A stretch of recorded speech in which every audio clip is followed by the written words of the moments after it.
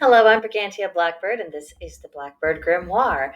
Welcome back to Wicca 303. We are talking about hibernation today because it is cold, it is dark, and all the most sensible animals in nature have either flown south for the winter or they are very cozily hibernating. Very few of them are actually awake and moving around. And right about now, snoozing our way through winter under a nice blanket fort probably sounds pretty good to most of us. To be sure, this is by no means an active time of year, at least not as much as other seasons, and it is sensible for us to avail ourselves of that break. It helps us replenish our energy stores for a start, and the older we get, the more we tend to want to protect our energy because there just isn't as much available. That's just the way that it is. Now, of course, for humans, we have only a quasi hibernation.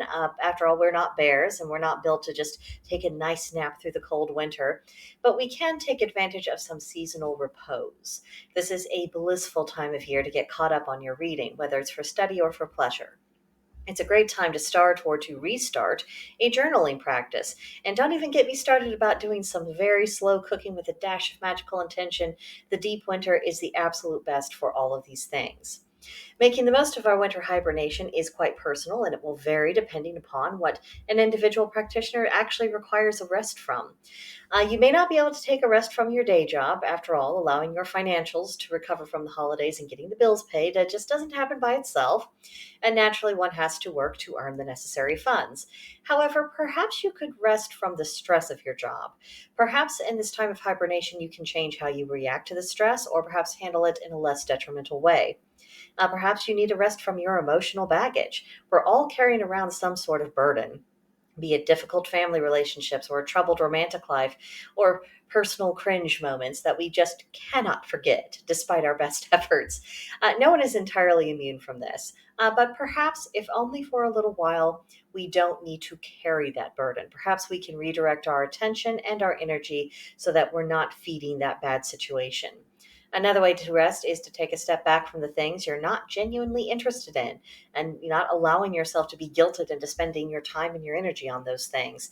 Sometimes our interest in something just runs its course, and not every hobby we take up will be the pursuit of a lifetime. And it is okay to say that you are done with something, at least for the time being, and it is perfectly fine to take up another interest. There is no duty to continue to give your spare time to things whose interest has waned.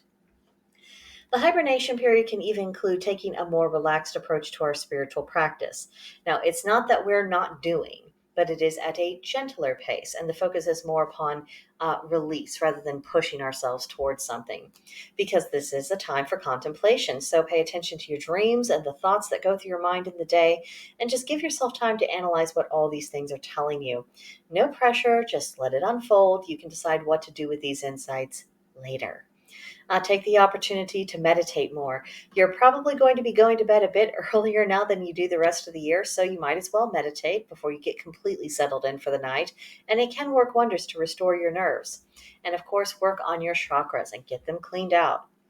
And this can be done quite gently, even passively, because there are so many different options for working with your chakras. And not only can this aid your purification efforts prior to a mulk, but it's also a wonderful way to unburden your energy system.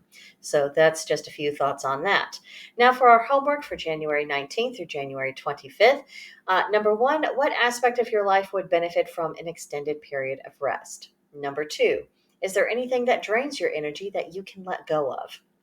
And number three, how can you relax your spiritual practice before the busy season starts again? Very good questions, that.